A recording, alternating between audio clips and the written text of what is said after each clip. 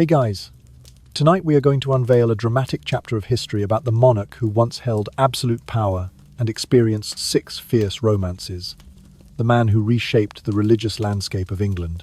But behind the glory and the diamond-studded crown lie painful secrets, paranoia, and haunting obsessions that will make you grateful you were never born a king. This is the story of why being Henry VIII really sucks. So, before you get comfortable, take a moment to like the video and subscribe, but only if you genuinely enjoy what I do here.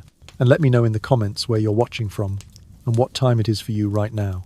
Now, dim the lights, maybe turn on a fan for that soft background hum, and let's ease into tonight's journey together. Before encountering the energetic Prince Henry, let us step back into the shadowed realm of the Tudor dynasty.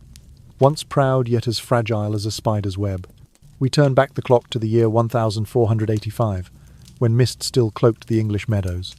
The Battle of Bosworth thundered across the Leicestershire plains, as Henry Tudor's sword struck true upon Richard III's saddle, bringing the Wars of the Roses to an end and ushering in a new reign.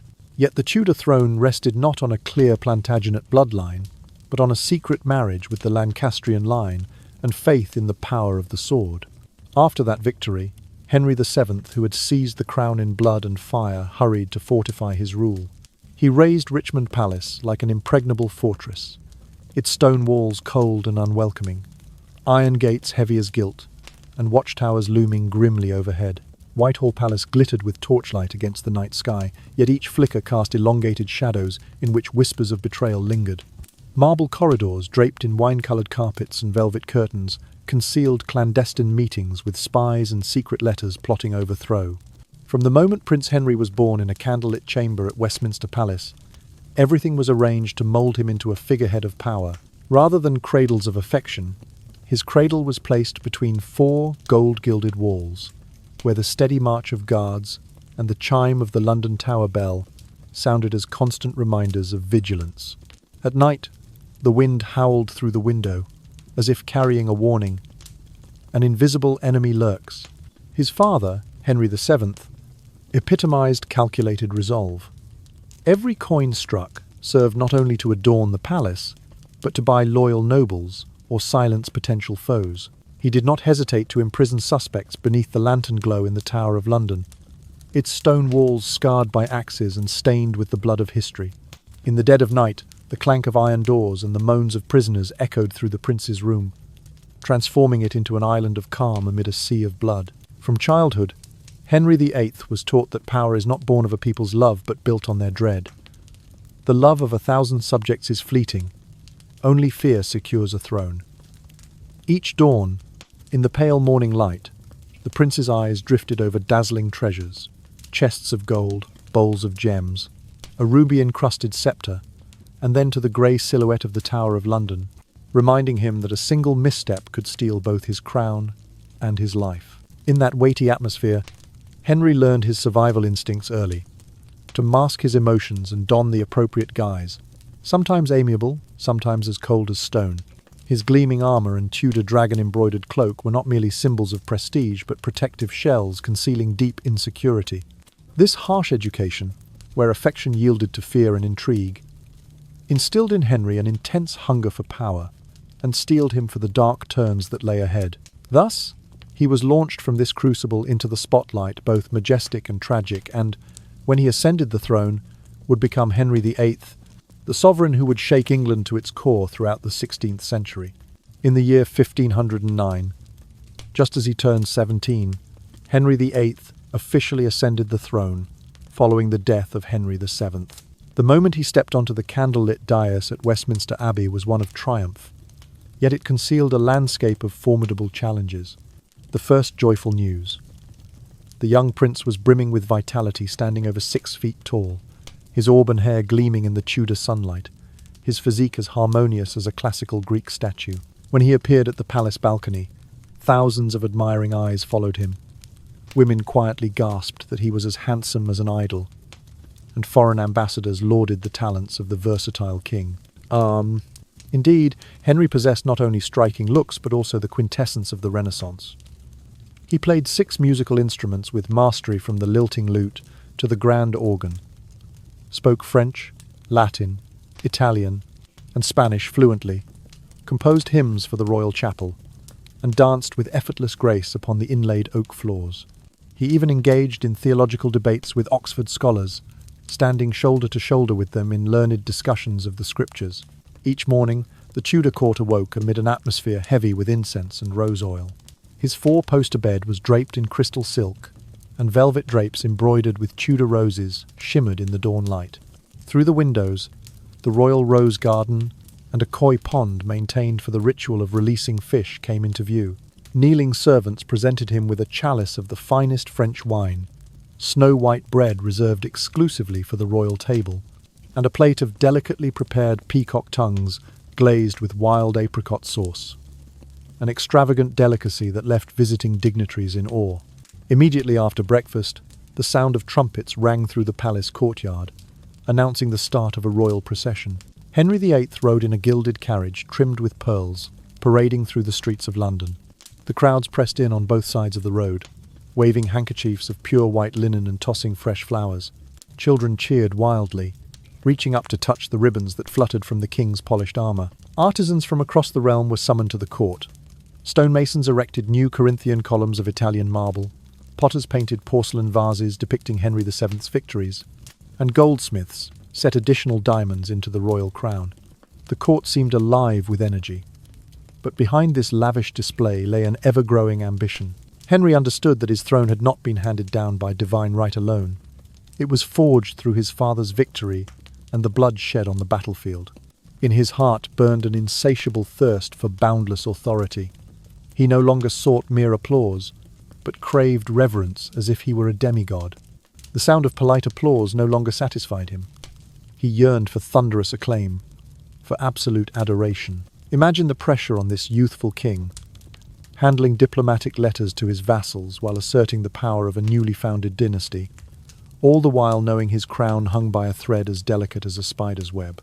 He revelled in the festivities, yet he was keenly aware that at the end of the procession lay the spectre of sovereignty, where a single whisper of betrayal could erase everything. The heady excitement of newfound freedom after his father's strict rule was both an intoxicant and a trap, causing Henry VIII to drown in extravagance, forgetting that even a resplendent crown could slip from his head with a single stroke of a sword.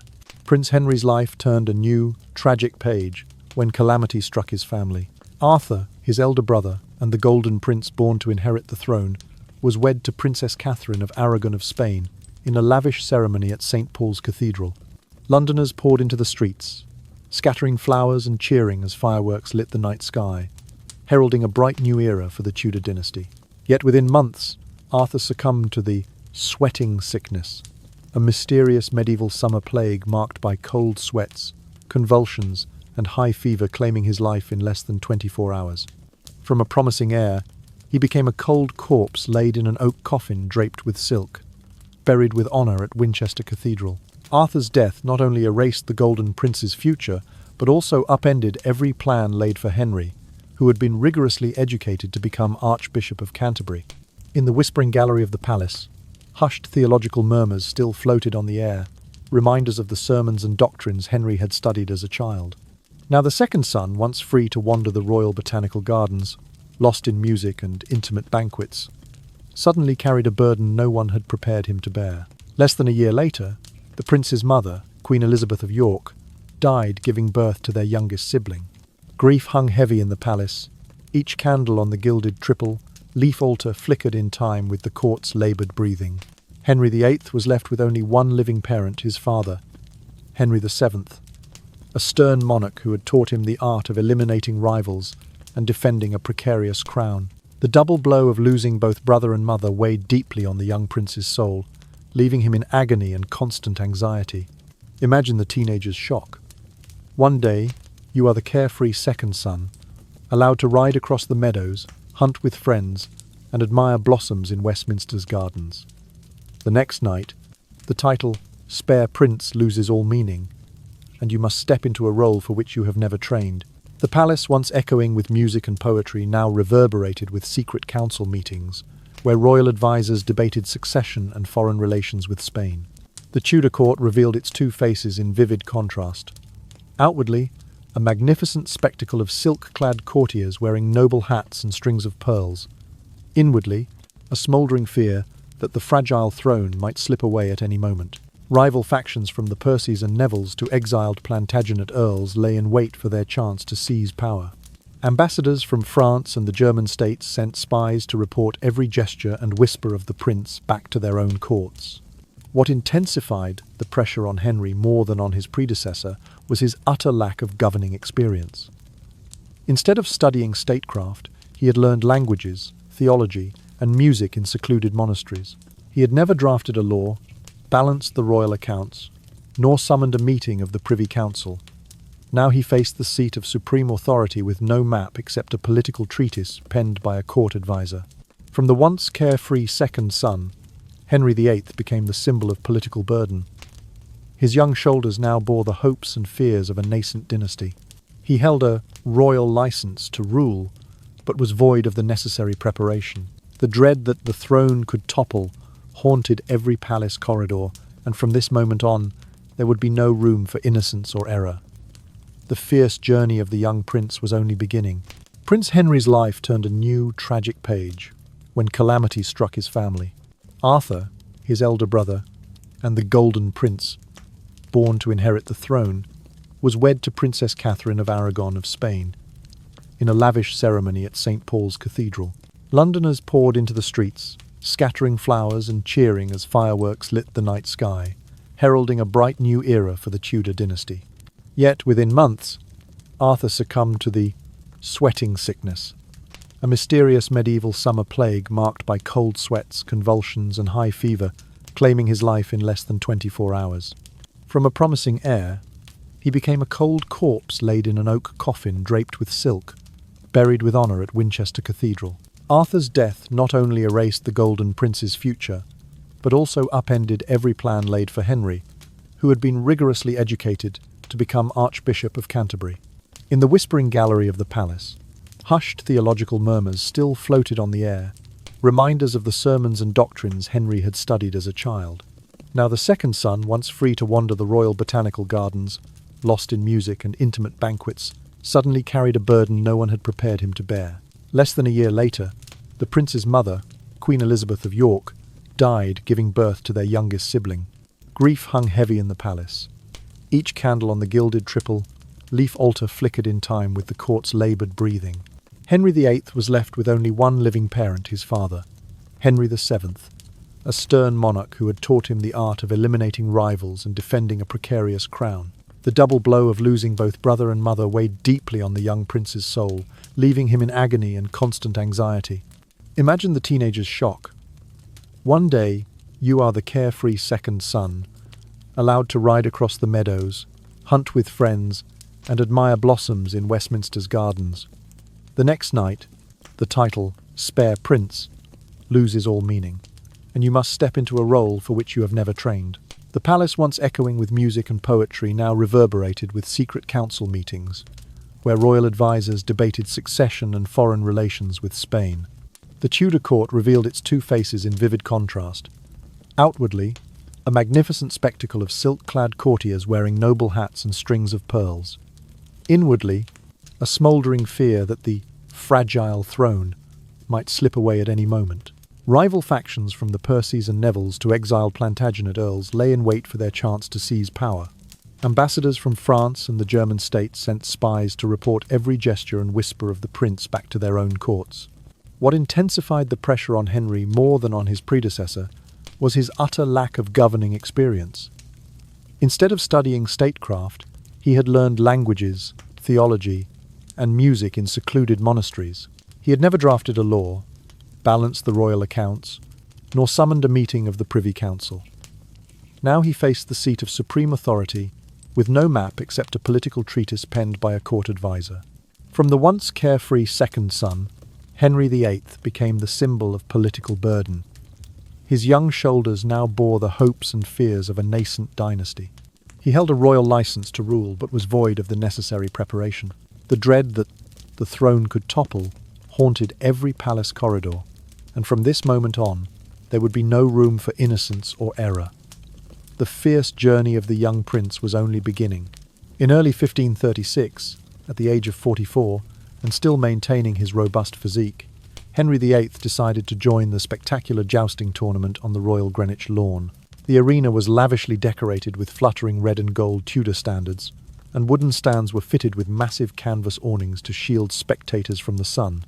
A vast crowd from silk-garbed nobles and princely dignitaries to commoners in felt caps poured in. Drums and gongs echoed. Incense smoke curled through the air, creating an atmosphere both solemn and exhilarating. When Henry VIII appeared, urging his steed into the ranks of knights, the throng erupted in cheers. One could smell the heat of nearly 60 pounds of metal armour mingled with the faint tang of polished leather. The king's heart pounded. This was his stage, the symbol of England's strength and glory. Pearl-inlaid shields glinted in the sunlight, and Tudor emblems fluttered like banners of victory. But in that moment of daring, tragedy struck. As Henry charged into the tilt yard, his powerful horse unexpectedly slipped on a dewy patch of grass, lost its footing, and fell across both of his legs. The thunder of hooves and the clash of metal rang out, and alarm trumpets blared, plunging the scene into chaos. Henry descended into darkness and remained unconscious for nearly 2 hours. Rumours of his death shook the court. Even Anne Boleyn, pregnant with the son the king desperately desired, was so distraught that she miscarried. When he awoke in a mahogany-floored chamber of Greenwich Palace, Henry found himself bound in a wooden frame supporting his legs. Dim light filtered through velvet drapes along the corridor, revealing attending physicians and surgeons. They employed medieval bloodletting methods, packing poultices to draw out pus, using blades to incise the wounds, soaking his legs in tubs of herbal wine, and inserting horn tubes to drain fluids.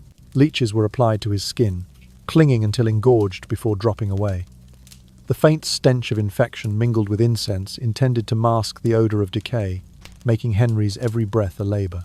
Modern medicine suggests that Henry VIII suffered a traumatic frontal brain injury, damaging the region that governs behaviour and emotion. Before the accident, he was celebrated for his generosity, charm, and easy laughter. His mirth echoed through the palace's musical gatherings. Afterward, his temperament shifted dramatically. Sudden bouts of rage erupted without warning, and he ordered the execution of servants for mere jests.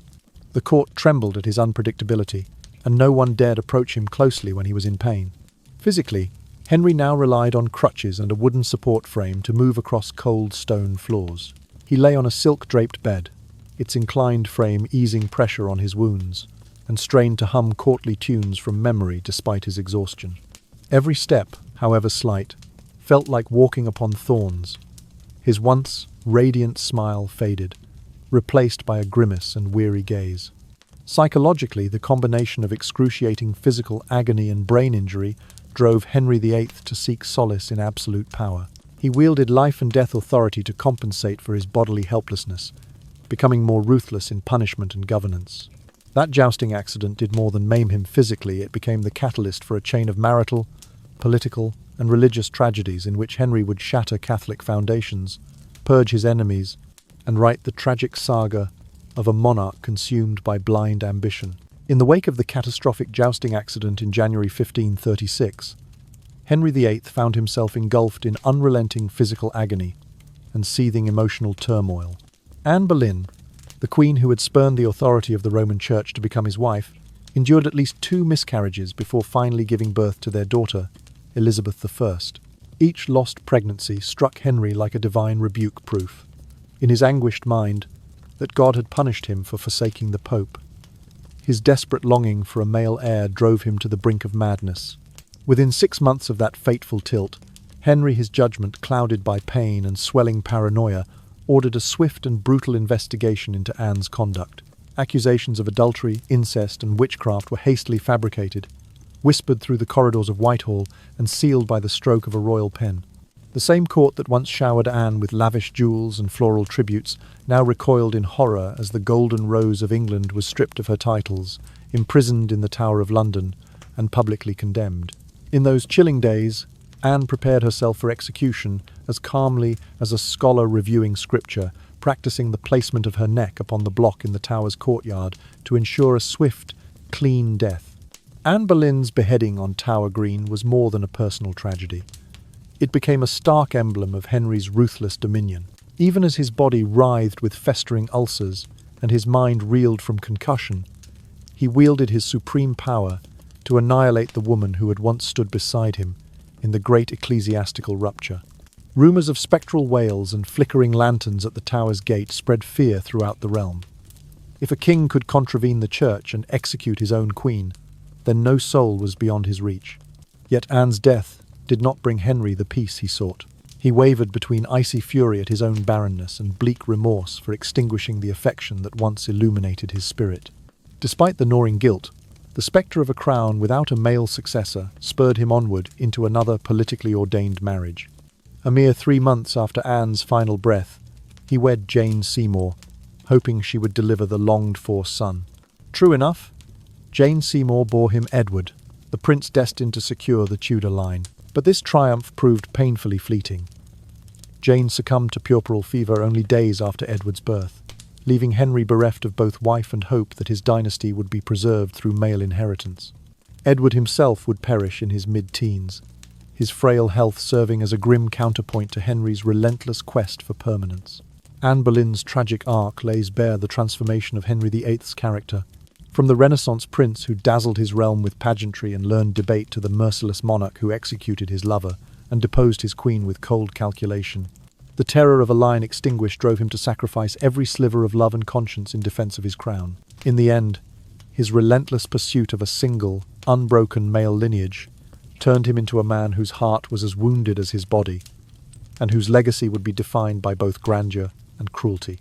In the wake of Jane Seymour's tragic death and the fleeting joy of young Edward's birth, Henry VIII reached a pivotal moment of calculated religious upheaval. Once celebrated by the Pope as the defender of the faith for condemning Martin Luther, he was now prepared to cast off Roman authority entirely to secure the Tudor line. The conflict had ignited years earlier when the Pope refused to annul the king's marriage to Catherine of Aragon so that he could wed Anne Boleyn. Feeling his dynastic lifeline threatened by the absence of a male heir, Henry initiated the break with the Roman Catholic Church, declaring himself the supreme head of the Church of England.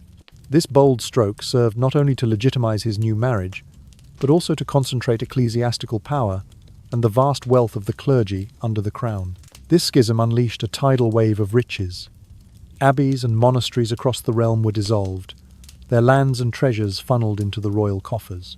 Ancient stone cloisters were dismantled, precious illuminated manuscripts vanished, and hundreds of monks and nuns were forced to accept pensions or, if they resisted, face harsh penalties. Reformist circles rejoiced at the opportunity to reshape religious practice, but conservative nobles, proud of their ancestral Catholic heritage, seethed with outrage. Henry navigated these tensions with political finesse, retaining select traditional rights to placate moderates while crushing extremist elements. He regarded this as a pragmatic, political compromise to maintain peace. But in reality, he planted the seeds for decades of sectarian conflict to follow. Within the gilded halls of court, rival factions coalesced around competing visions of England's spiritual future. The conservative Howards, staunch defenders of old guard Catholicism and later patrons of Queen Catherine Howard, clashed with the reformist camp led by Archbishop Thomas Cranmer, the Seymour family, and Thomas Cromwell. Henry stoked this rivalry, using it to bolster his own authority. Supporters of the break with Rome were rewarded with lofty titles, while detractors found themselves arraigned before Parliament or the King's Council for contravening the sovereign will. The court evolved into an underground arena of intrigue, where courtiers whispered accusations to curry royal favour, and even the most loyal advisor lived under the constant threat of denunciation. Thomas Cromwell, architect of the Church's Reformation and chief engineer of Henry's supreme head decree, rose to unparalleled influence when he engineered the king's marriage to Anne of Cleves, intended to secure an alliance with the Duke of Cleves in the Rhineland. Yet when Henry deemed the match cosmetically inadequate, Cromwell's fortunes collapsed. He was abruptly arrested, tried without a fair hearing, and executed in the space of a single day. Cromwell's downfall served as a grim warning. Under Henry's reign, no achievement, however great, guaranteed safety. Amid this religious and political maelstrom, Henry's rule epitomized absolute monarchy. He styled himself as the intermediary between God and his subjects, wielding parliament and statutory law to endorse every royal decree. From annexing Wales and establishing the Kingdom of Ireland to restructuring the peerage, Henry seized every opportunity to redefine the shape of England. Yet these sweeping changes carried a heavy toll. Rural communities, long anchored by monastic charities, were thrown into disarray. Centuries of cultural heritage were swept away in waves of iconoclasm, and the country's literary and artistic life was disrupted as the great abbeys fell silent and their scriptoria lay abandoned. In this crucible of transformation, Henry's legacy was forged. A sovereign whose quest for dynastic security and personal supremacy reshaped an entire nation, but whose methods marked by dissolution, execution, and the unrelenting assertion of royal prerogative left scars that would echo through English history for generations. The Tudor court gradually transformed into a death stage of intrigue and execution in the aftermath of the break with Rome. Henry VIII, having absorbed his father's lesson on the horrors of civil war, turned his wrath upon the very factions that had elevated him to power. His first target was Sir Thomas More, the once beloved confidant with whom the king had strolled through Chelsea's terraced gardens, sharing Renaissance ideals and humanist philosophy.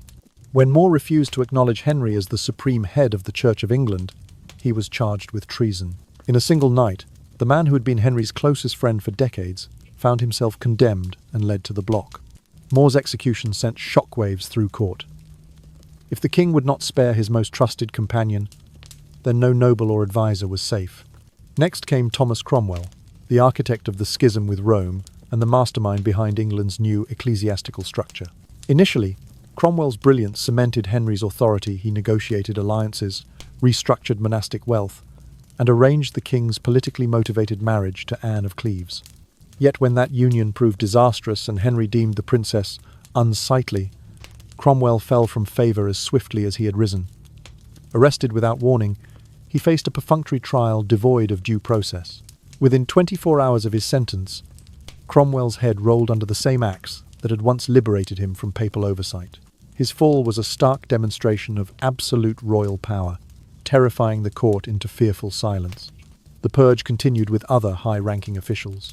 Cardinal Thomas Wolsey, once Henry's second sovereign, due to his expertise in diplomacy and control of the king's council, was disgraced when he failed to secure the papal annulment of Henry's first marriage. In the span of one night, the man who had guided foreign policy across Europe became a persona non grata, stripped of title and authority.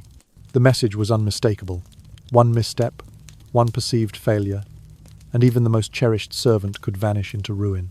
Amid these purges, two principal factions jostled for supremacy at court. The conservative Howard clan, led initially by Catherine Howard's powerful relatives, and the faction of reformers under Archbishop Thomas Cranmer, the Seymour family, and Edward Seymour, Jane Seymour's brother, waged a raging but covert battle. Each used the king's favour as currency, denouncing opponents for heresy, sedition, or theological deviation. Accusations flew like arrows. Libels and lawsuits became commonplace, transforming the palace, once a hub of music, poetry and banquet, into a perilous arena where whispers could kill. Henry VIII delighted in this divide-and-conquer spectacle. He alternately exalted one faction while phosphorylating another, balancing the court's competing ambitions to consolidate his own power. Yet this endless realignment bred paranoia. Never satisfied that his throne was secure, Henry continually shifted allegiances. The irony was that in trying to protect the Tudor dynasty from internal threat, he isolated himself further. Trust evaporated, leaving the king with only the cold certainty of his crown and sword. In this lethal theatre of loyalty and betrayal, the Tudor court's golden veneer gave way to shadows of suspicion. Courtiers moved through corridors knowing that their next word might condemn them. Friends became foes, and redemption was as fleeting as the favour of a monarch whose whims decided life or death. Under Henry's reign, the court became not merely a seat of power, but an instrument of terror where survival depended less on blood or brilliance than on the mercurial whims of a king determined to leave no rival standing. In the final years of Henry VIII's life, the once vibrant monarch endured a relentless barrage of physical torment and emotional despair. The festering ulcer on his leg, born of that tragic January jousting accident, never healed. Instead, it morphed into a chronic abscess that oozed foul-smelling pus day and night. Servants quietly burned incense in hidden braziers throughout the corridors of Whitehall to mask the stench. Each evening, Henry required 3 bandage changes. The sound of damp linen peeling from his flesh echoed like distant thunder through the candlelit chamber. The steel framework of his ceremonial armour, Once a comforting second skin that made him feel invincible now pressed upon him like a leaden coffin. Beyond the ulcer, Henry was plagued by crippling gout. His foot and toe joints swelled into bulbous red deformities, so sensitive that even a whisper of draught or the brush of a silk sheet triggered agonized cries. These sudden spasms of pain sent him into fits of irritability, turning a formerly genial king into a volatile despot who snapped at courtiers and servants alike. He retreated from the jousting lists and hunting parties he had once loved, finding only temporary solace in the mournful strains of chapel hymns and the dulling comfort of fortified wine. As his body deteriorated, so too did his spirit. The vibrant young sovereign whom European ambassadors once described as the very embodiment of Renaissance vitality became gaunt, his once handsome face framed by a shaggy beard and heavy jowls. His torso expanded beneath sumptuous doublets into a barrel of flesh, while his legs, encased in bespoke leather braces, trembled with each attempt to stand. In the twilight of his reign, Henry relied on a rudimentary wheeled chair to traverse the vast expanses of Whitehall. The field marshal, who had once vaulted onto a prancing destrier, now sat as a prisoner in a limping wooden conveyance. His failing health drove him deeper into indulgence. He consumed copious amounts of meat, cheese, and sweetened pastries, foods that inflamed his gout and drowned his misery in potent ales and spiced wines. Even adorning himself in the most lavish gowns, studded with pearls and gemstones, became an ordeal, each layer of cloth clinging to his sweating frame. By candlelight, he would lie on a silk-canopied bed, surrounded by a handful of faithful attendants, and Sir Anthony Denny, the one courtier bold enough to whisper that the king's end was near. At last, on the morning of the 28th of January, in the year 1547, Henry VIII drew his final breath in his Whitehall bedchamber. Unlike many predecessors who passed amid splendour and kin, he died alone in an atmosphere redolent of antiseptic and sorrow. The scattered flames of candles flickered upon polished marble floors, while the hushed shuffle of departing courtiers signalled the kingdom's shift toward a new reign. Edward VI's supporters hastened to prepare the throne room, their eager footsteps a stark reminder that life at court carried on, indifferent to the king's demise. And so Henry VIII, once England's most formidable ruler, slipped away in solitude, his turbulent legacy echoing through the chambers he once dominated. He lay silent, a final testament to a reign marked by grandeur and gore, power and paranoia, triumph and tragedy. Henry VIII's death left behind a tangled legacy that reshaped England's religious landscape, centralized its political power, and scarred its social fabric. By severing ties with Rome yet preserving many Catholic rites, Henry forged the Church of England a compromise that would evolve into Anglicanism. Through the acts of dissolution of the monasteries, vast swaths of monastic lands, jewels, and treasures poured into the royal treasury, amounting to the equivalent of millions of modern pounds. While this wealth fortified the crown and funded new palaces and warships, it also robbed rural communities of their spiritual centres and charitable institutions that had supported the poor, the sick, and the orphaned for generations. Politically, Henry's reign marked a decisive shift towards centralised authority. He elevated Parliament from a rubber stamp into a legislative body, capable of enacting statutes like the Act of Succession and the Treasons Act, binding the realm to the will of the sovereign-cum-priest of the national church. In the decades that followed, Edward VI accelerated Protestant reforms. Mary I reversed them with a fierce restoration of papal authority, and Elizabeth I ultimately fashioned a lasting religious settlement. Their alternating policies created a kaleidoscope of doctrinal change that left the nation wary yet adaptable, forging a pluralist tradition that endures to this day. Henry's 6 marriages, first to Catherine of Aragon, then to Anne Boleyn, Jane Seymour, Anne of Cleves, Catherine Howard, and finally Catherine Parr, have become legend in their own right, each union as tumultuous as the last. Catherine of Aragon died in lonely exile despite decades of loyal service. Anne Boleyn met the block after crying out for a cleaner blade than England could offer. Jane Seymour perished of puerperal fever shortly after giving birth to Edward. Anne of Cleves, dismissed as the Flanders mare, emerged from her annulment to live comfortably as the king's sister. Catherine Howard, barely into her 20s, was beheaded for her indiscretions, and Catherine Parr, astute and twice widowed, navigated Henry's final years with enough tact to avoid the scaffold. The nobility paid dearly for their proximity to power. Sir Thomas More, once Henry's intimate friend and counsellor, suffered execution for refusing to accept the king's ecclesiastical supremacy. Thomas Cromwell, the architect of the break from Rome and manager of monastic dissolutions, fell from grace when a diplomatic marriage went awry and was beheaded without trial. Thomas Howard, Earl of Surrey, lost his head for unauthorised use of royal heraldry. Even Thomas Cranmer, the reformist Archbishop of Canterbury, was not spared. Under Mary's reign he was burned at the stake. Each death underscored Henry's doctrine that the sovereign's interest is paramount, yet also planted the seeds of the instability that plagued his successors. Socially, the suppression of monasteries shattered more than stone abbeys. These institutions had served as schools, infirmaries, and hospices. Without them, the poor and infirm depended on the uneven charity of local landowners. The spiritual unity of the realm fractured as former Catholics faced dispossession or forced conversion, and Lutheran ideas seeped into English pulpits. The resulting uncertainty swirled through towns and villages. One day a familiar blessing in Latin, the next a sermon in English denouncing images as idolatry. In the end, Henry VIII, once a patron of European masters and host to Hans Holbein in his private chambers, became the emblem of tyrannical might and human tragedy. He erected grand palaces at Hampton Court and Whitehall, yet in doing so severed the spiritual bonds that had united sovereign and subject. His reign was a drama of splendour and slaughter, a testament to the intoxicating and corrosive force of absolute power. Henry VIII's legacy for his successors was as contradictory as the man himself.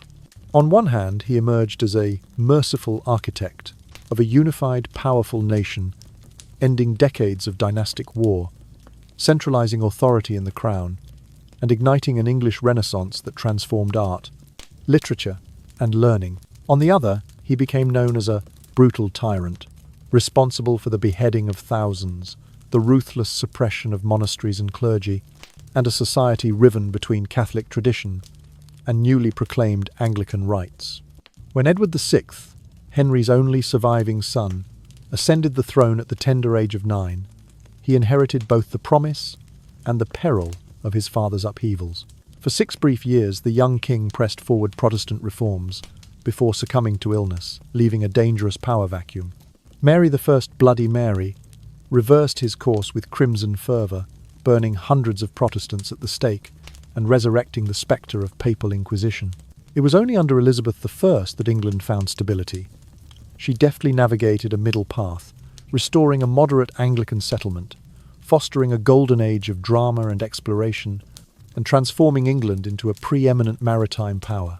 Elizabeth's success in reconciling conflicting religions and steering the realm through foreign threats was possible only because Henry's tumultuous innovations had broken the old mould, freeing her to set new precedents.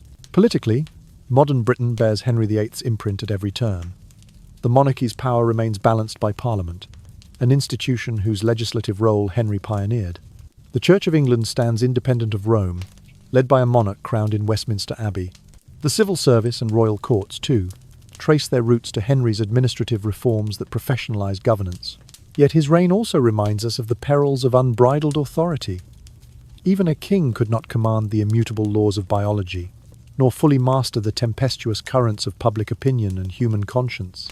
Socially and culturally, the dissolution of the monasteries wrought a mixed harvest. Rural communities lost their cherished centres of education, healthcare, and charity, thrusting survivors into an uncertain reliance on local gentry. Simultaneously, the redistribution of monastic wealth unleashed capital for commercial ventures, laying the foundation for England's later industrial revolution. The theological tug-of-war between Catholic and Anglican beliefs sparked a contentious pluralism, seeding the idea that religious liberty hard-won through bloodshed was an essential component of national identity.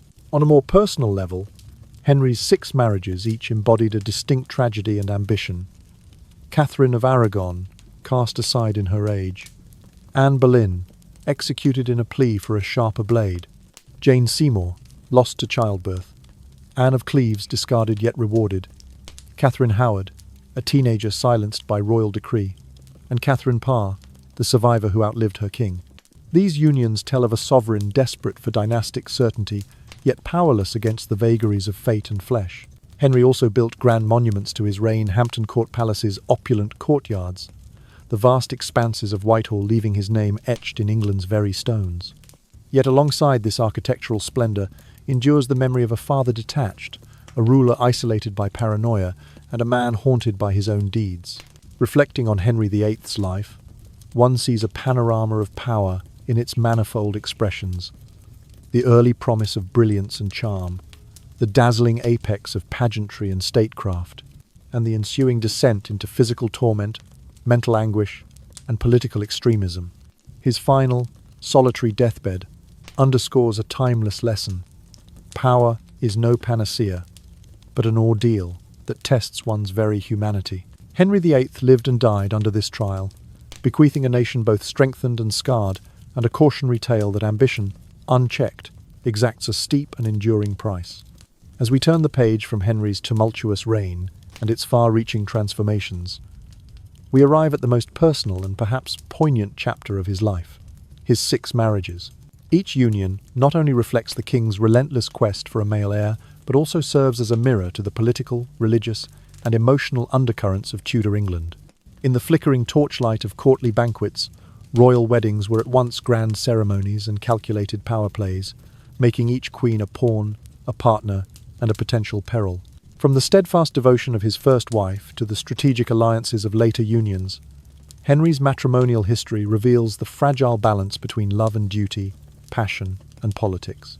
It is here, in the lives of these 6 remarkable women, that we see both the tenderness and the terror of being wed to England's most formidable and feared monarch. Catherine of Aragon, the first queen and the tragedy of annulment.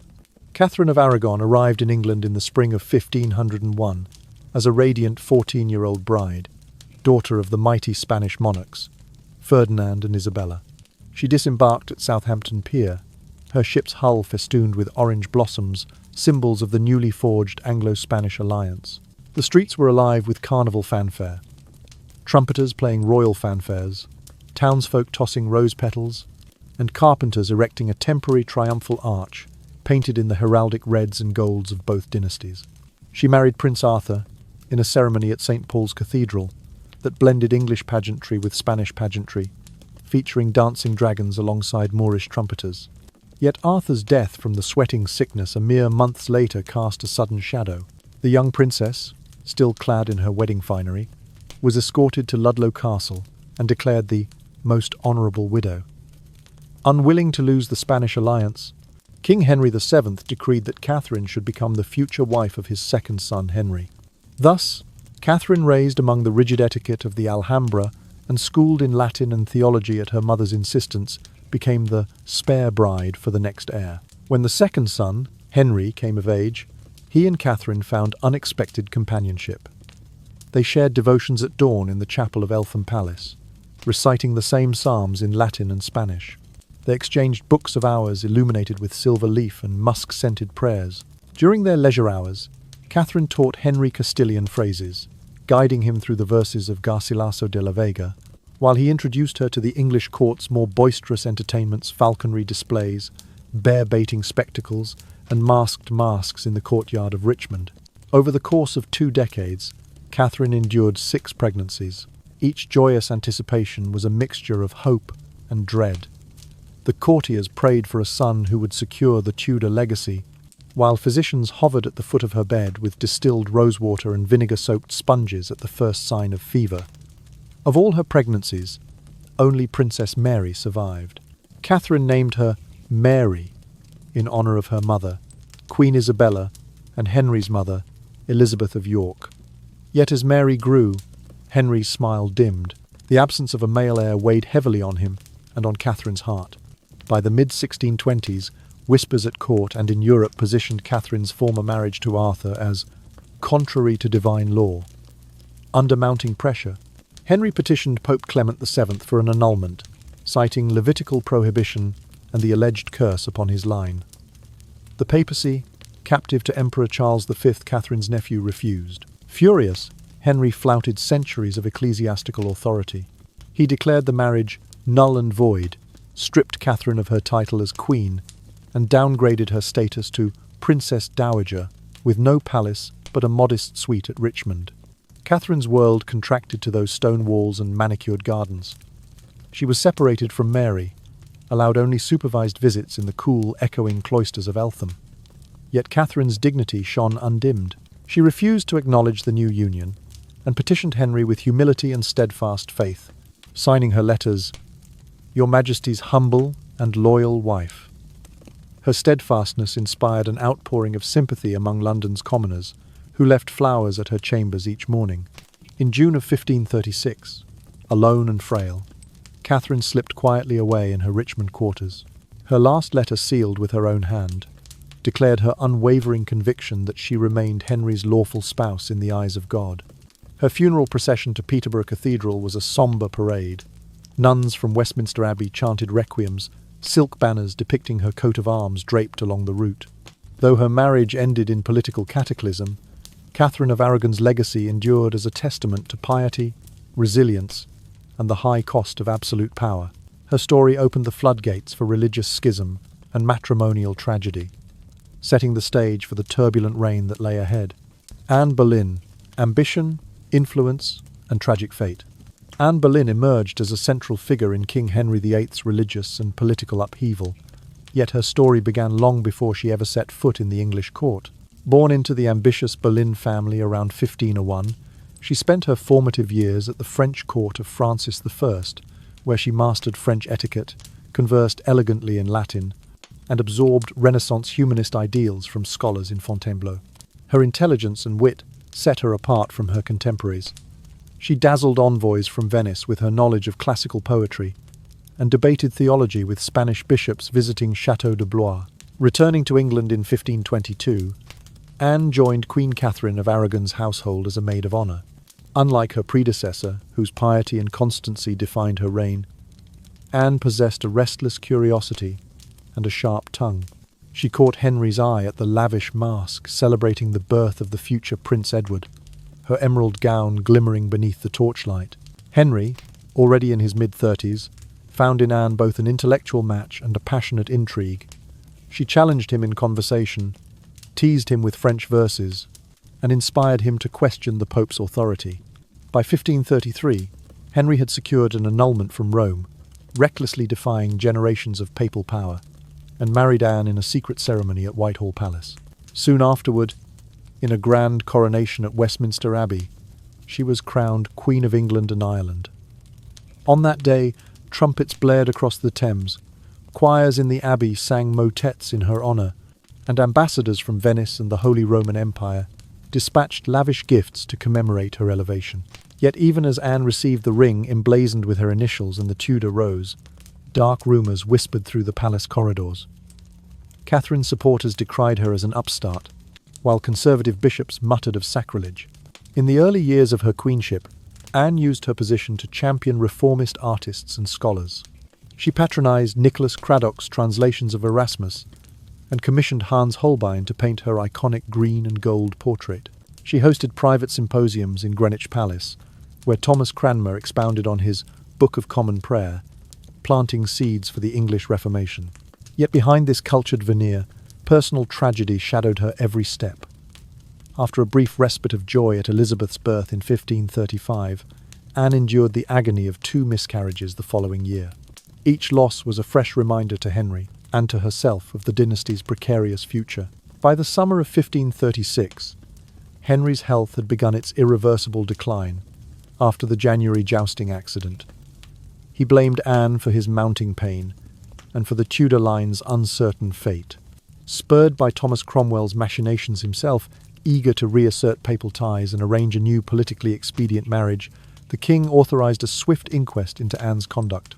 Within days, charges of adultery, incest and high treason were levied, implicating her brother George and several courtiers in a web of conspiracy.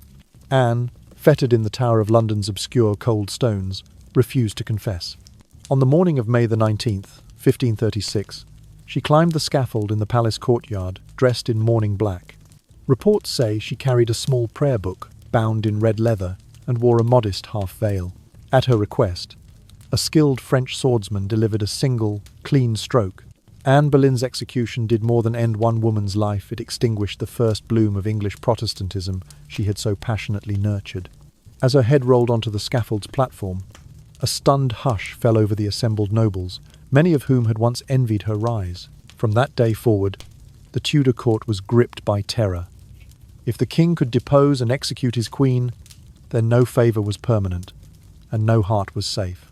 Anne's legacy persisted in her daughter, Elizabeth I, who would one day unite her divided realm with the same blend of intelligence, resolve, and grace that her mother had first displayed on that glittering night in Whitehall. Jane Seymour and Anne of Cleves. Brief consolation and a political miscalculation.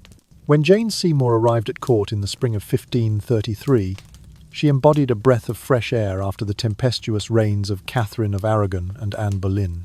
The daughter of Sir John Seymour of Wiltshire, Jane was escorted by her brother Edward, later to become the first Duke of Somerset, through the verdant lanes leading to Hampton Court Palace. There, in the rose-scented courtyard, she first encountered King Henry VIII, who was still recovering from the fallout of Anne Boleyn's execution and the chronic pain of his jousting injury.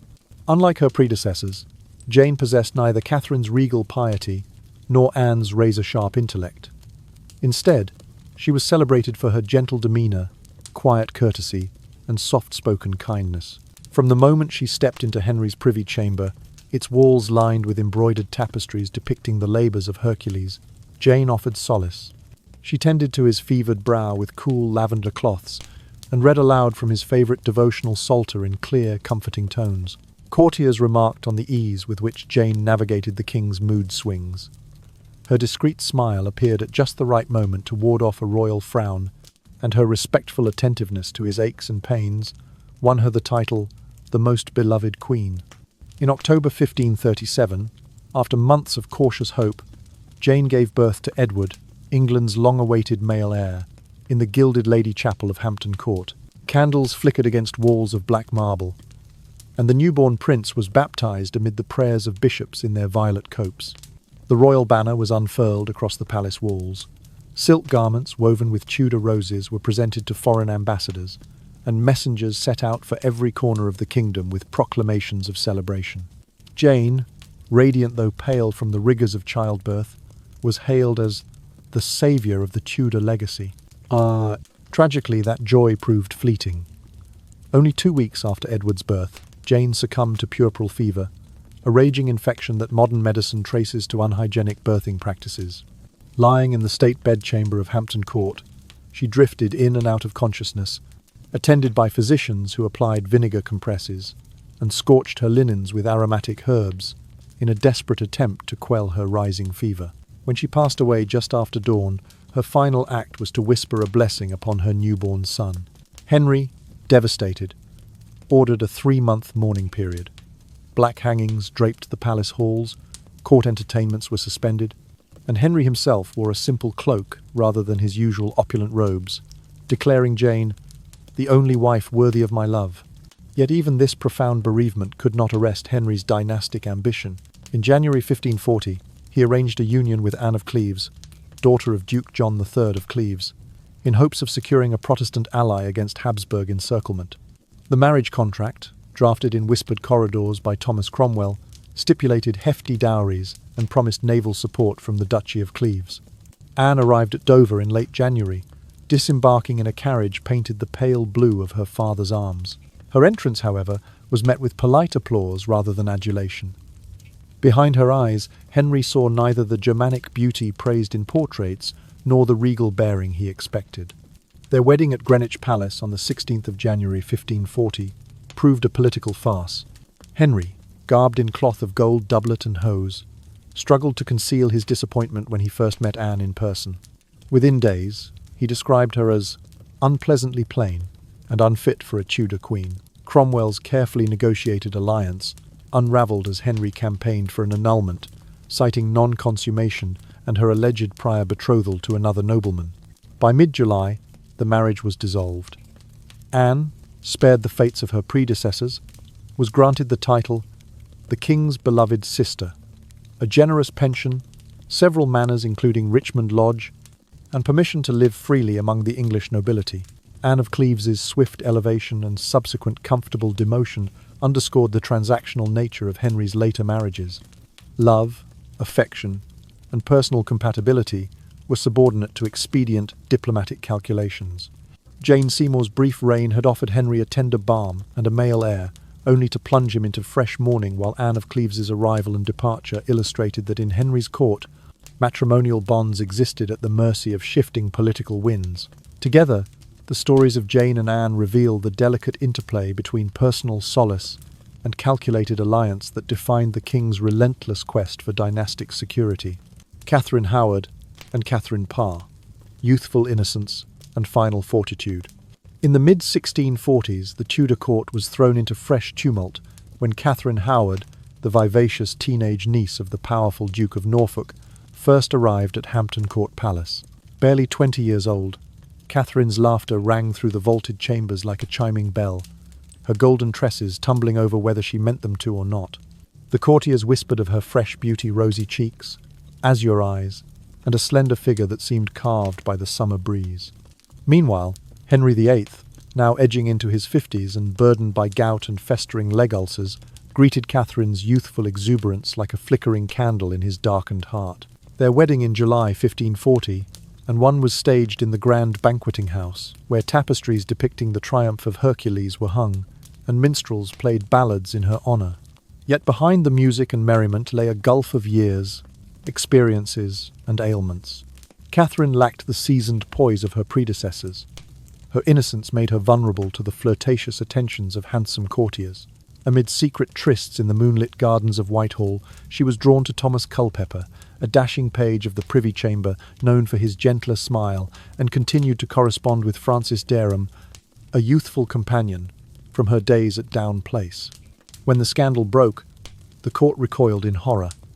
Henry, weakened by pain yet unyielding in judgment, ordered a swift and public reckoning. Catherine was confined to her private apartments in the Tower of London, where faded tapestries and iron-shuttered windows marked her descent from palace rose to prison weed. On the 13th of February 1542, she was led to Tower Green, her skirts rustling like fallen leaves. Unlike Anne Boleyn's calm acceptance, Catherine's eyes brimmed with tears as she ascended the scaffold. Local legend holds that she forgave her executioner and wore a plain gown of black serge, the only colour allowed before the block fell. Her tragic end served as a stark lesson.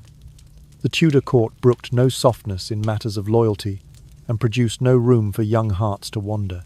Years later, in the winter of 1546, a more measured synergy emerged when Catherine Parr entered Henry's life as his sixth queen. Twice widowed and well into her early 30s, Catherine was celebrated for her intellect and piety.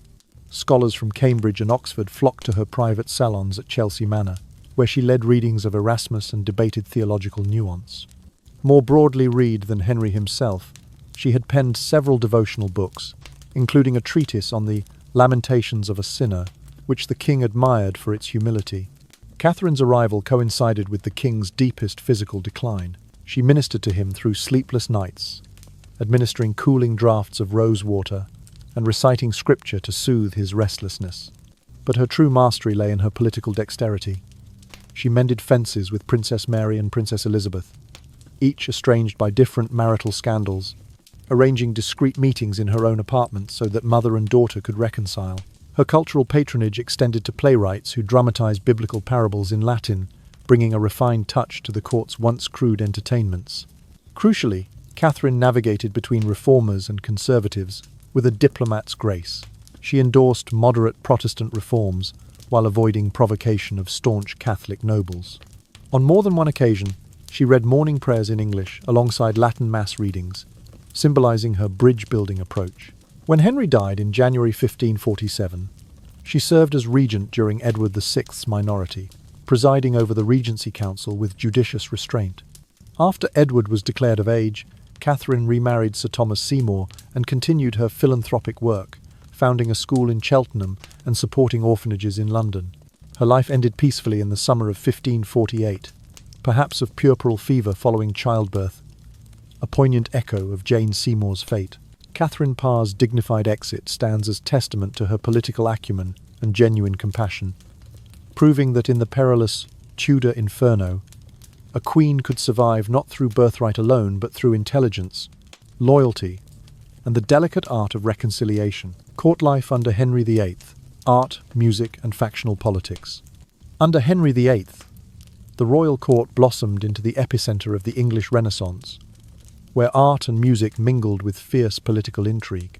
At Whitehall Palace, sunlight streamed through stained glass windows depicting Queen Catherine's arms, illuminating the vast galleries hung with tapestries of mythic heroes. Here, Henry summoned Hans Holbein the Younger from Basel to paint his iconic arresting portraits. The king's steady gaze, gleaming doublet, and ruby-encrusted collar captured in meticulous detail. In the same chambers, William Byrd's choir performed resplendent motets, Ave Verum Corpus, drifting through vaulted ceilings, while the court orchestra, a blend of viols, shawms, and trumpets, performed the latest antiphonal compositions imported from Venice and Flanders. Yet behind this dazzling display lay a subterranean war of factions. Two major noble houses vied for Henry's favour. The Howards' staunch conservatives, led by the Duke of Norfolk and later championed by Queen Catherine Howard's family, clung to traditional Catholic rites. They sponsored lavish masses at Westminster Abbey, commissioning choral books embellished with gold leaf and sponsoring painters to adorn chapel walls with saints' images. Across the court, the reformist alliance of the Seymours and Archbishop Thomas Cranmer rallied around Thomas Cromwell. They championed liturgical music in English, privately hosting clandestine gatherings at Somerset House where priests preached from the vernacular Bible and shared treatises by Erasmus. Every royal banquet became a stage for these subtle power plays. Servants set long oak tables with gilt chargers bearing roast swans and spiced pies as minstrels strummed the latest lute dances. Amid laughter and wine, courtiers whispered accusations of heresy or loyalty. A Howard ally might discreetly slip a note beneath a Seymour guest's napkin, hinting at sympathy for Lutheran ideas.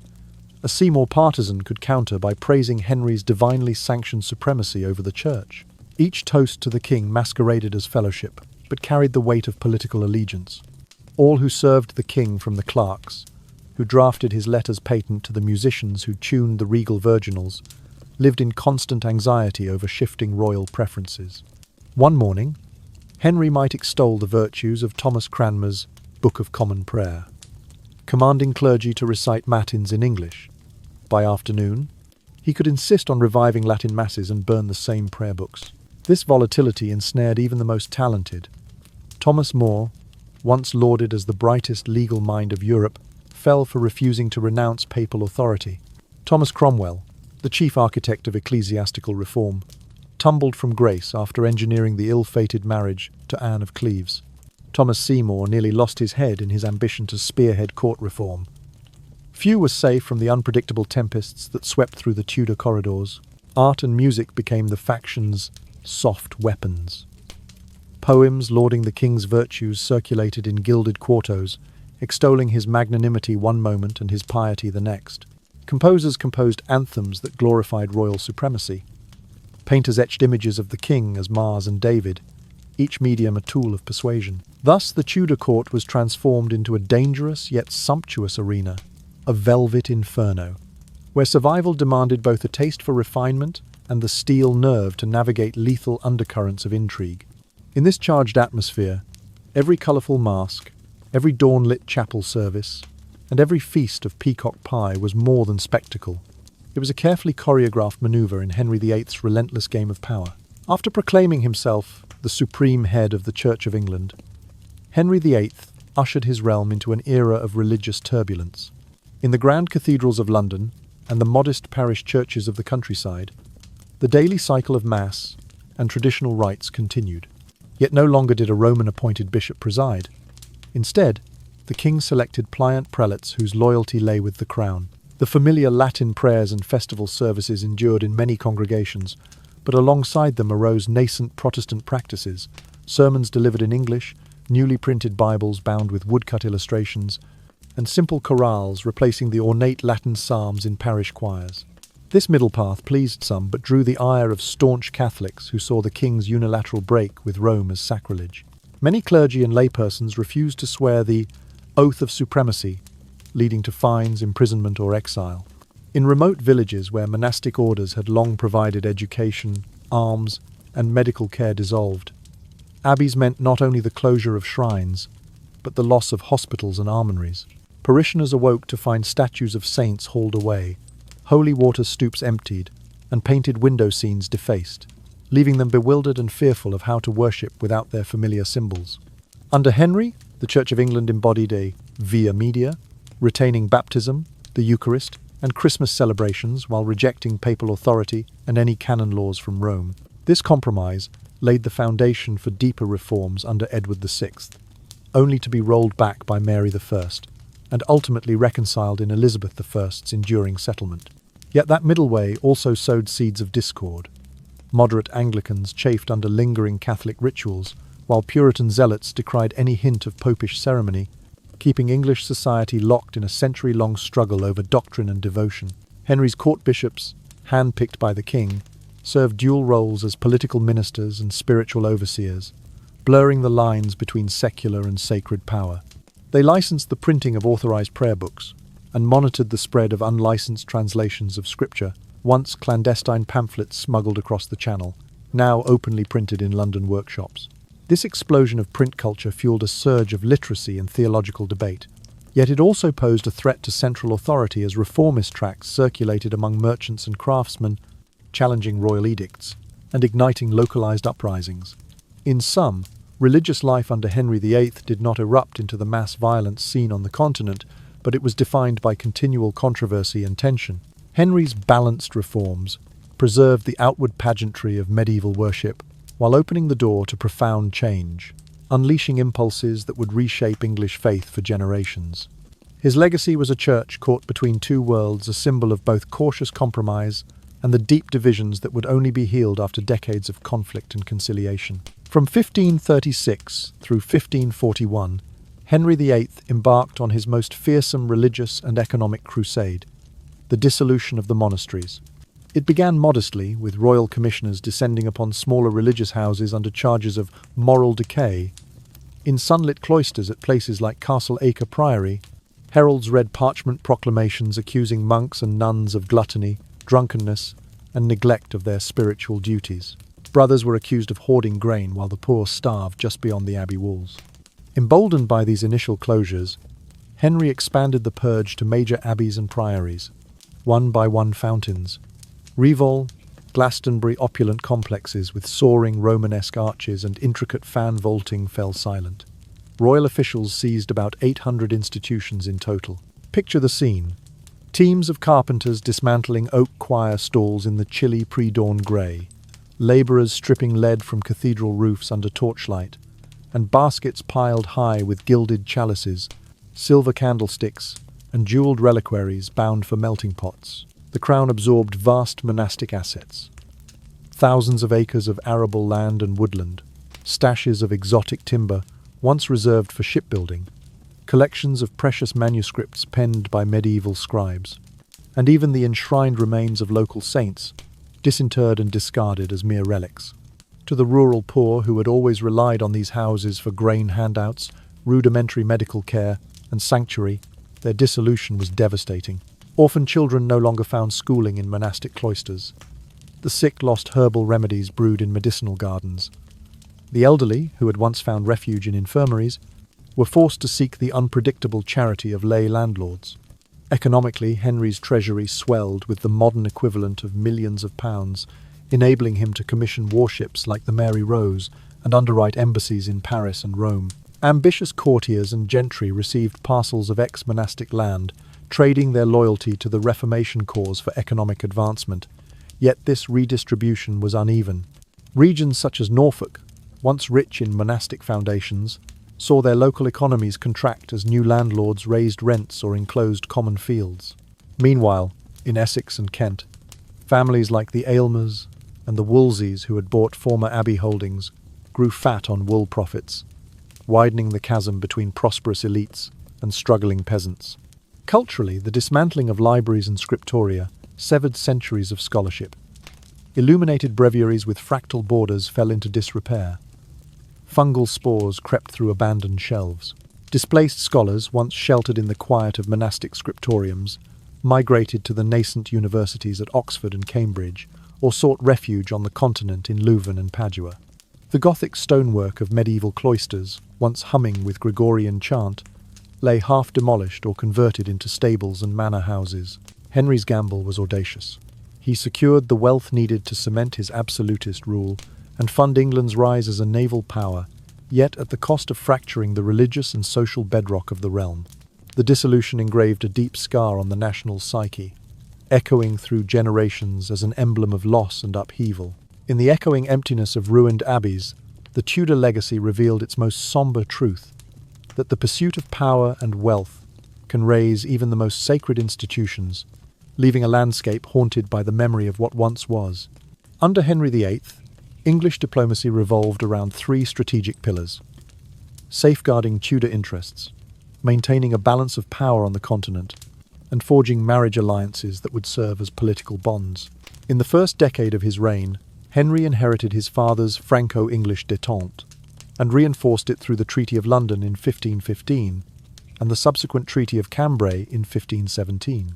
In the Great Hall of Greenwich Palace, amid tapestries depicting the Battle of Agincourt, foreign ambassadors toasted ink-filled goblets fashioned from Venetian glass, celebrating England's truce with France and its united front against Swiss mercenaries.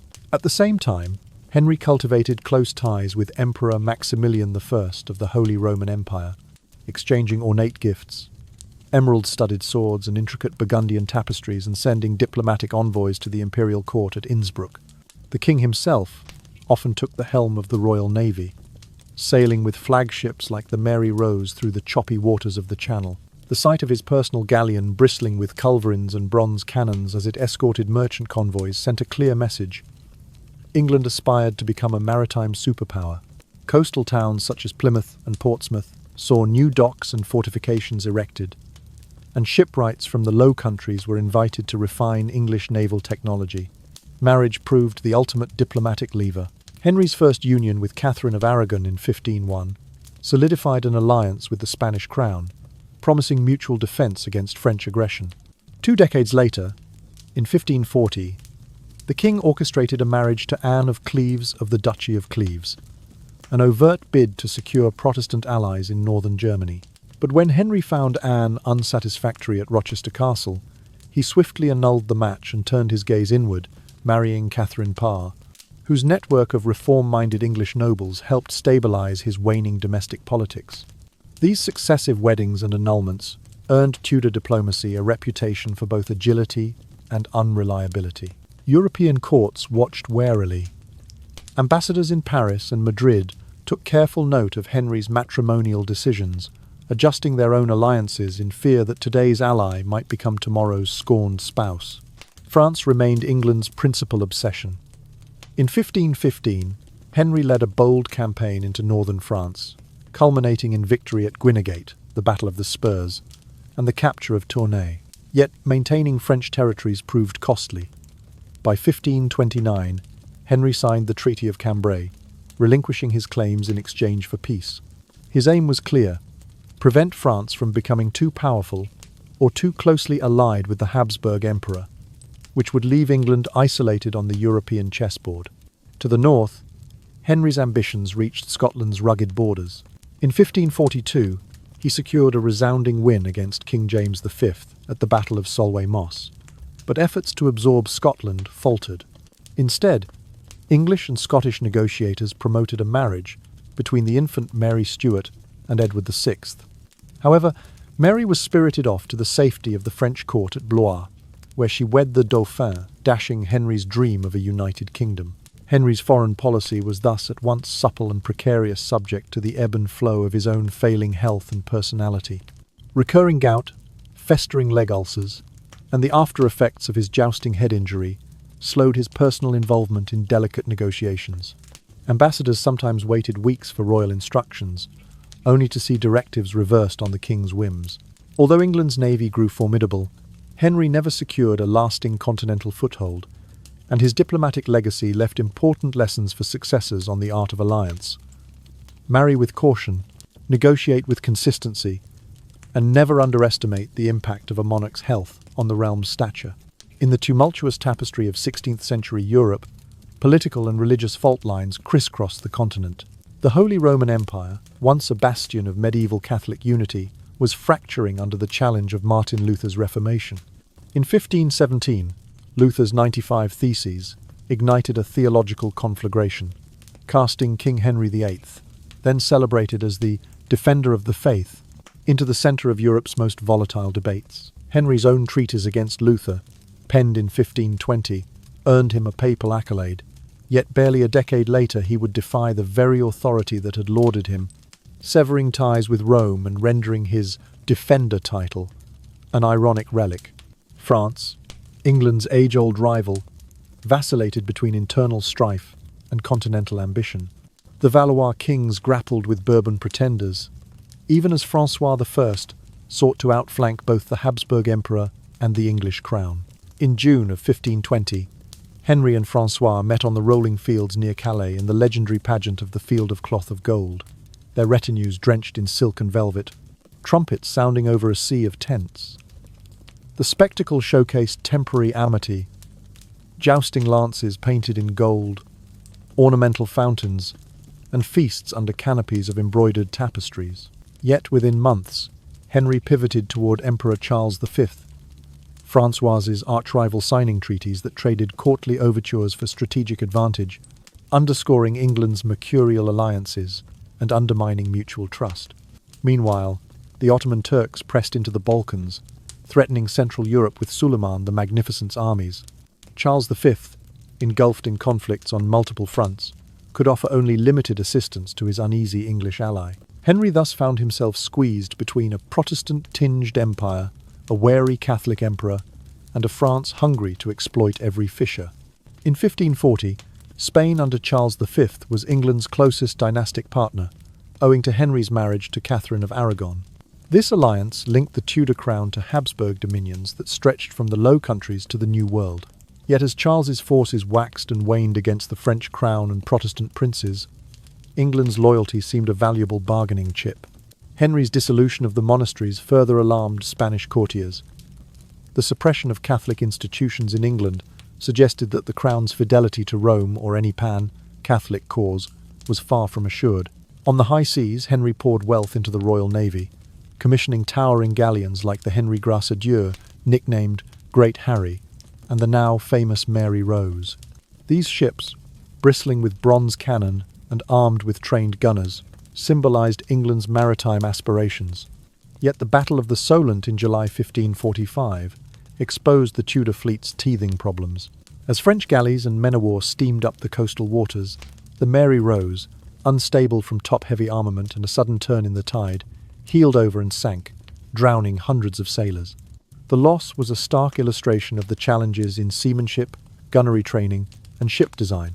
Despite this catastrophe, the Tudor Navy's deterrent power endured. Coastal fortifications at Portsmouth and the Isle of Wight were strengthened.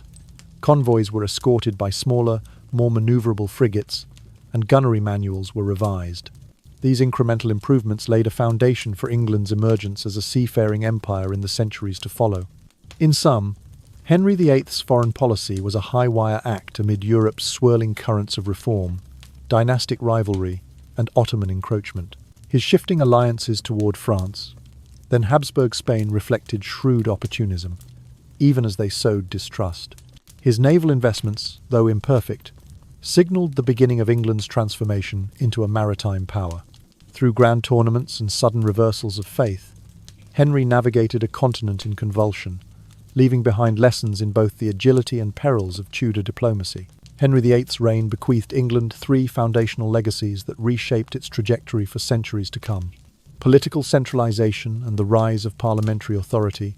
Long before the modern Westminster system took shape, Henry fortified the monarchy's grip by harnessing Parliament and the King's Council as instruments of royal policy. In 1534, he pushed through the Act of Supremacy, a statute read out in every cathedral and guildhall, declaring the king supreme head of the newly established Church of England. This watershed moment transferred the power to appoint bishops from the distant courts of Rome into Henry's hands, and crucially, empowered the English Parliament to pass laws without papal ratification. The ripple effects reached into local government. Sheriffs and justices of the peace, once semi-autonomous figures, now reported directly to the Crown via newly minted royal commissions. Through these reforms, provincial magnates saw their traditional jurisdictions curtailed, while royal agents enforced uniform statutes across Yorkshire's wool towns and Cornwall's tin mines alike. The result was a state less beholden to feuding barons, and more capable of projecting a consistent authority from Whitehall to every shire. Religious Reformation and the birth of Anglicanism.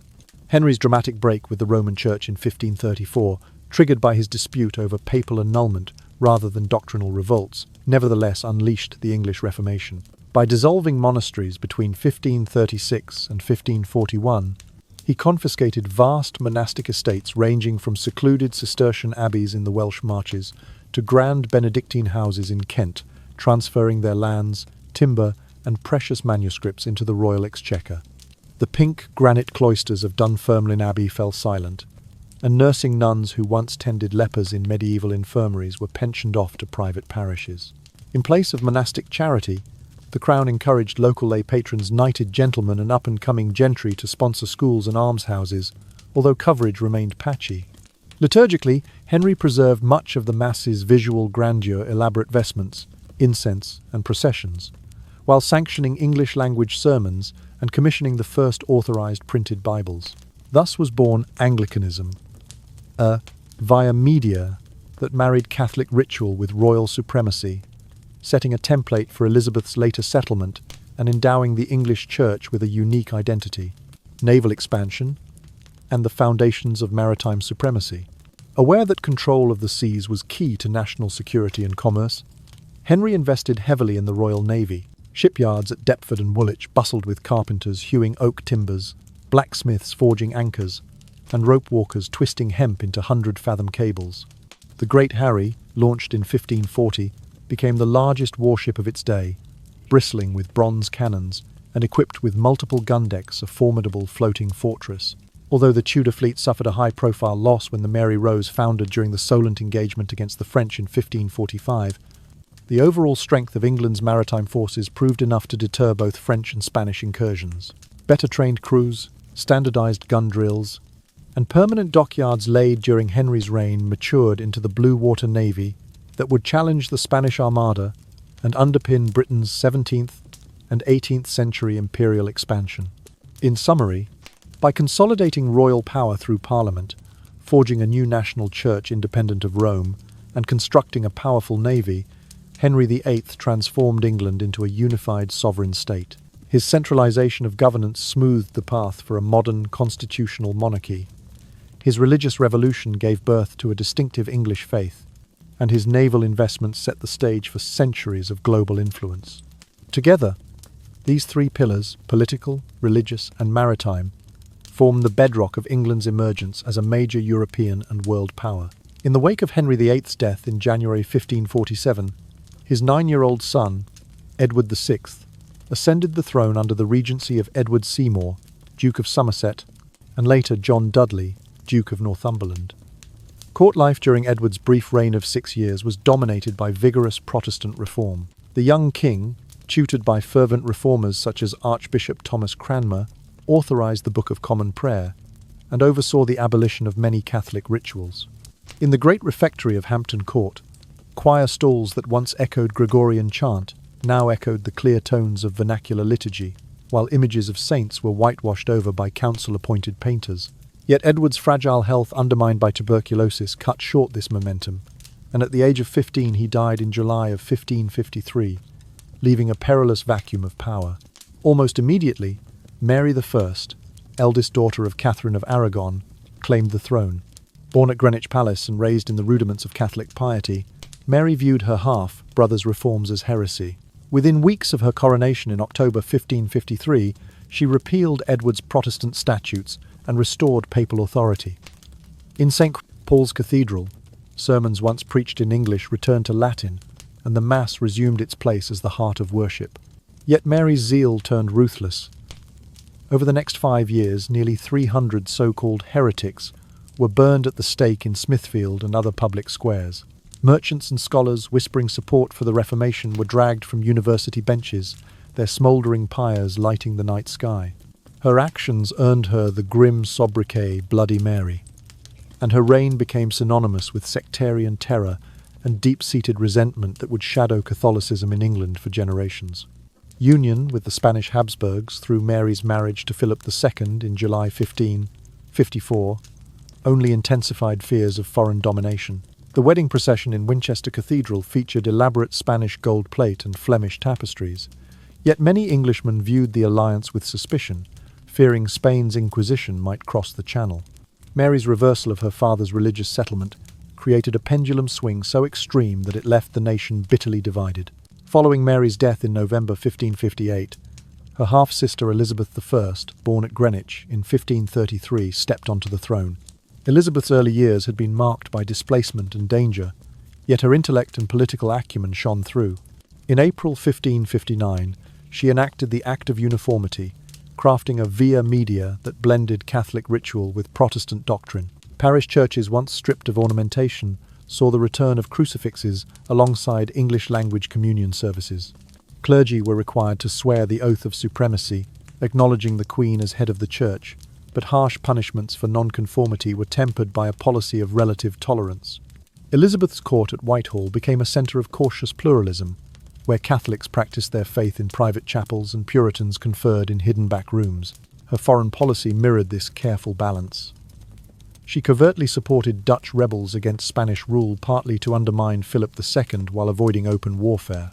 English privateers, commissioned under letters of marque, harried the wealth-laden fleets returning from the New World, enriching the crown and exasperating Spain.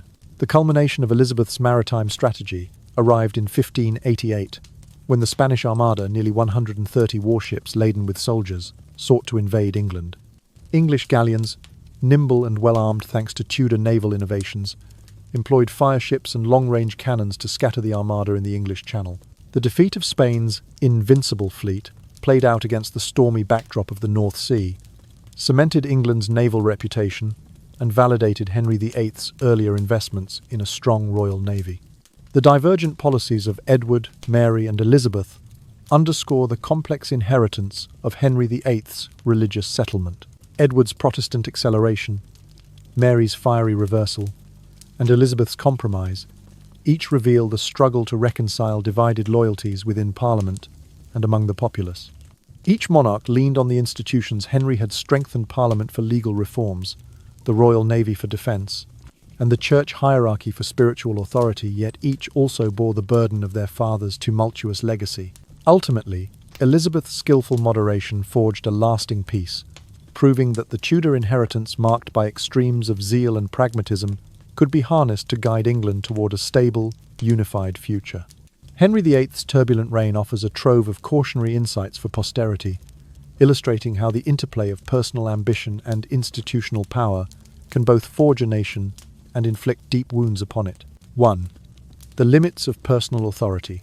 Henry wielded near absolute power, reshaping church, state, and society with the stroke of a pen or the clang of a royal decree.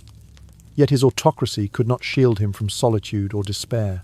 In the candlelit emptiness of his deathbed at Whitehall Palace, the king, once the most feared monarch in Christendom, lay abandoned by courtiers more concerned with preserving favour than offering comfort. His festering leg ulcers, the legacy of that jousting calamity, festered unchecked by his edicts. This stark contrast between the omnipotent ruler and the isolated sufferer reminds us that unbridled authority cannot heal personal suffering. True stability requires checks on power that allow for empathy and collective care. 2. The necessity of measured religious reform. The abrupt severance from Rome in 1534 carried far-reaching repercussions. In a single year, England's spiritual landscape was upended, monasteries dissolved, altars stripped, and parishioners bewildered. While Tudor iconoclasm enriched the royal coffers, it hollowed out the social fabric. Rural communities found themselves orphaned of their schools, infirmaries, and sanctuaries. Henry's example warns that religious reform must arise organically from the lived needs of society, education, charity, and genuine belief, rather than serving the whims of dynastic ambition. Otherwise, even well-intentioned changes risk unleashing chaos and alienation. 3. The imperative of institutional checks. Henry's empowerment of Parliament and the creation of a more professional bureaucracy were among his most enduring contributions. By channeling taxes, laws, and ecclesiastical appointments through statutory processes, he inadvertently laid groundwork for a more balanced system of governance. Justices of the peace, once feudal sheriffs, became salaried magistrates enforcing uniform laws, The Star Chamber adjudicated high-profile disputes under legal standards rather than brute force. These structures offered a partial bulwark against outright despotism, illustrating how robust institutions can temper even a monarch's excesses and preserve the realm's stability. 4. The value of public voice and strong institutions. Henry's unilateral decisions on church and realm annulments, executions and wars often sparked resistance or resentment. The Pilgrimage of Grace, in 1536, a northern uprising of tens of thousands protesting monastic closures, demonstrated that when people lack channels for redress, they may resort to rebellion. England's survival through such crises underscores the importance of giving citizens a stake in policy-making and retaining transparent institutions, parliament, local councils, and courts that can mediate between ruler and ruled. A government anchored in dialogue and accountability proves more resilient than one reliant on fear.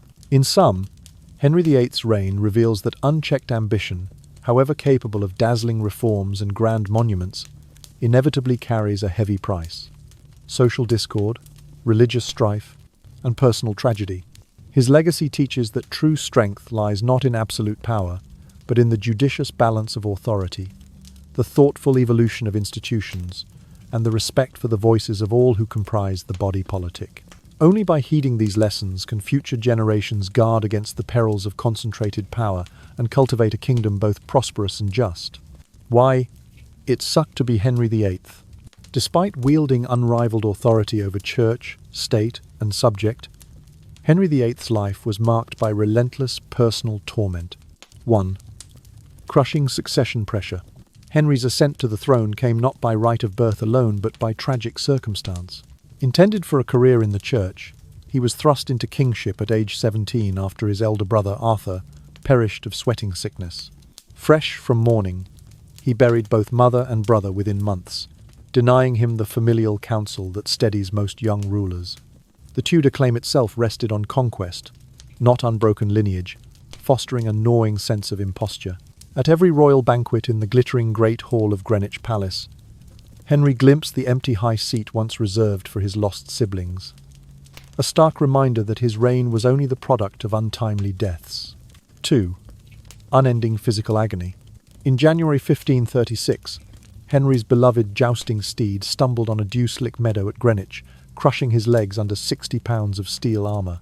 What began as a prince's thrill evolved into endless suffering, a festering ulcer that seeped rancid pus, filling his stately chambers at Whitehall with the smell of decay despite discreet incenses. Chronic gout attacked his joints. Simple acts like sliding off a silk sheet or stepping into cold air provoked fits of agony. Physicians armed only with leeches and bloodletting could not staunch the pain. By candlelight, the once athletic sovereign lay immobile, forced to maneuver by crude wheeled chairs, his regal portrait in garter robes gathering dust in the gallery as the real man faded. 3. Matrimonial tragedies. 6 marriages, each a calculated political gambit, turned Henry's private life into a public bloodbath. Catherine of Aragon, his first wife, was cast aside in a scandalous annulment. Anne Boleyn, his second, crowned queen, then led to the block amid trumped-up charges. Jane Seymour died 2 weeks after birthing the hoped-for son, Edward. Anne of Cleves was discarded at Rochester. Catherine Howard, barely 20, faced execution for youthful indiscretions. Only Catherine Parr survived him, bestowing fleeting comfort in his final years. Each union began with opulent weddings, torchlit processions through London streets, trumpets in the Tower moat, and ended in heartbreak, betrayal, or death. The stench of severed alliances hung over every royal feast, as courtiers whispered about the next doomed bride. 4. Political isolation and courtly betrayal. Henry's court, once a hub of music and merriment, devolved into a labyrinth of intrigue. Factional nobles, Howards and Seymours, conservative bishops and reformist ministers jockeyed for influence, weaponizing rumours of treason to topple rivals. Even his closest confidants, Thomas More and Thomas Cromwell, fell victim to swift charges of disloyalty. As his health and temperament worsened, the king trusted fewer voices. In the candlelit privy chamber, he spoke in clipped tones, suspecting every bow might mask betrayal. Betrayal became the court's currency, loyalty, its rarest coin. 5. religious turmoil and guilt. Caught between the ancient faith of his upbringing and the tide of reform he himself unleashed, Henry never found spiritual solace. He branded himself supreme head of the Church of England, yet retained many papal ceremonies, creating a hybrid liturgy that satisfied no one. Devout Catholics saw a heretic. Zealous Protestants found a half-hearted ally. In the hushed crypts of York Minster and the silent chapels of Canterbury, worshippers debated in Latin and English, torn between ritual and scripture. Henry watched this fracturing with mounting anxiety. Haunted by the fires of dissent he stoked. His conscience, once soothed by prayer books penned in his own hand, grew restless with each burning of dissenters under the Bloody Mary backlash. In the end, Henry VIII, renowned for his opulent palaces, formidable naval fleet, and sweeping reforms, lived and died in constant agony, haunted by isolation, betrayal, and the burdens of his own ambitions. His story reminds us that absolute power can never eradicate the vulnerabilities of the human condition. Lessons from the life of Henry VIII. The extraordinary saga of Henry VIII, his meteoric rise, his sweeping reforms, and his personal torments offers timeless insights that remain profoundly relevant in our contemporary world. 1. Maintaining a balance of power. Henry's early successes in consolidating authority through Parliament and royal councils demonstrate the necessity of checks and balances. Yet his later excesses, arbitrary executions, abrupt religious edicts, and unilateral dissolutions of monasteries illustrate what happens when power goes unchecked. In 16th century Whitehall, courtiers once clashed over petitions to curb the king's reach, but their voices were gradually silenced. Modern institutions, from independent judiciaries to parliamentary procedures, exist precisely to prevent such concentration of authority. Just as Tudor England suffered the social rupture of monastic closures and the paranoia of court purges, today's democracies thrive when legislative, executive, and judicial branches can each restrain overreach, ensuring that no individual, however charismatic, can dominate the entire system. 2. Prioritizing holistic health. Henry's jousting accident in 1536 marked the beginning of chronic physical suffering, festered leg ulcers, crippling gout, and possible brain injury that eroded his capacity for reasoned decision-making. Night after night, Tudor physicians applied leeches and poultices in the dim glow of candle sconces, unaware that their treatments did little to halt his decline. His agony became a catalyst for poor judgments, from rash executions to fleeting romance.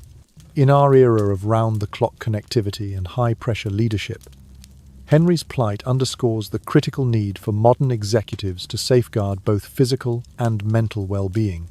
Leaders who neglect regular rest, medical care, and psychological support risk impaired judgment, burnout, and policies shaped by stress rather than strategy. 3. Embracing diversity and dialogue. By rupturing with Rome in 1534, Henry sought to secure personal aims, but he left England oscillating between Catholic and Protestant extremes. Villagers found their cherished statues dismantled overnight, and priests hesitated at pulpit steps, unsure which creed to preach. This enforced uniformity spawned resentment and instability. Today's societies benefit from safeguarding freedom of belief, encouraging interfaith dialogue, and cultivating inclusive policies that respect pluralism. Whether in boardrooms or town halls, welcoming diverse perspectives rather than imposing a single doctrine fosters social cohesion. The Tudor experience reminds us that true unity arises not from suppression, but from conversation and compromise. 4. Building trust through consistency. Henry's diplomatic forays, glittering jousts with France one year, sworn alliances with the Holy Roman Empire the next, provided short-term gain but long-term uncertainty.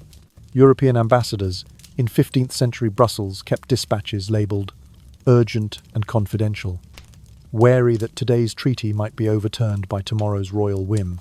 In contrast, stable governance rests on predictable policies and transparent intentions. Nations cultivate trust when they honor commitments, communicate transparently, and resist sudden reversals driven by personal ambition. Likewise, corporations and non-profit organizations earn stakeholder confidence through reliable strategies and sincere engagement, not by chasing fleeting advantages. Conclusion. The Tudor king's triumphs and tragedies illuminate the enduring limits of singular ambition. Henry VIII's legacy, one of dazzling grandeur coupled with profound human suffering, urges us to balance power, protect our health, honor diversity, and nurture trust. In learning from his life, our institutions and leaders can avoid the pitfalls of unchecked authority and ensure that ambition serves collective well-being rather than personal aggrandizement. As we draw the curtain on tonight's deep dive into the turbulent life of Henry VIII, let's take a moment to reflect on the wealth of insights this story offers and how you can carry its lessons into your own 21st century journey. Over the past hour, we've journeyed from the glittering pageantry of Tudor courts to the shadowed chambers of Whitehall, witnessing how one man's decisions rippled through religion, politics, and society. By charting Henry's remarkable ascent from a vivacious young Renaissance prince to an isolated, gout-ridden monarch, we've uncovered universal truths about power, ambition, and the human condition. First, we've seen the necessity of balanced authority. Henry's reign reminds us that without institutional checks, whether through Parliament in his age or through a free press and independent judiciary, today even the most charismatic leader can drift into dangerous unilateralism. Modern organizations and governments must cultivate structures that channel inspiration into sustainable collective action, rather than relying on a single individual's vision. Second, we've confronted the toll of neglected well-being. The chronic pain and declining health that followed Henry's jousting accident led to erratic decisions, executions, religious upheavals, and marital catastrophes that reshaped England forever. In our fast-paced world, leaders and professionals alike must recognize that personal resilience hinges on holistic care. Rest, emotional support, and physical health are not luxuries, they are essential foundations for sound judgment. Third, our exploration of the English Reformation underscores the power of inclusive dialogue. Henry's via media approach, straddling Catholic ritual and emerging Protestant thought, brought short-term compromise but long-term division when imposed abruptly. Today, whether in community groups or multinational corporations, fostering a culture of respect for diverse viewpoints builds trust and prevents conflict. The most lasting transformations arise when change is co-created, not coerced. Fourth, Henry's capricious diplomacy highlights the value of consistent credibility. The field of cloth of gold's pageantry dazzled Europe in 1520, but France and the Holy Roman Empire quickly learned that Tudor treaties could be as fleeting as they were spectacular. In a globalized economy, consistency in commitments, be they trade agreements, alliances, or brand, promises anchors relationships and earns lasting respect. Finally, the personal tragedies we chronicled: 6 marriages, the loss of Arthur, Catherine, and Jane, and Henry's lonely final days, remind us that ambition without compassion leaves a legacy of regret. Great achievements gain their true meaning when rooted in empathy, community, and humility. So what do you, our viewer, take home from this narrative? You gain a panoramic view of how individual choices, large and small, cascade through generations, reminding you to weigh personal desires against collective welfare. You'll walk away with concrete strategies. Advocate for checks and balances in your teams. Prioritize your mental and physical health. Invite diverse voices into your decision-making, and build your reputation on reliability, not spontaneity. Above all, you'll carry forward a cautionary message that power's greatest glory lies not in domination, but in stewardship. A truly enduring legacy is one that uplifts others rather than leaves them in the wake of one's own rise. We hope this video has not only entertained you with the drama of Tudor England, but also provided you with timeless lessons you can apply in your own life, whether you're leading a company, building a community, or simply navigating the complexities of modern relationships.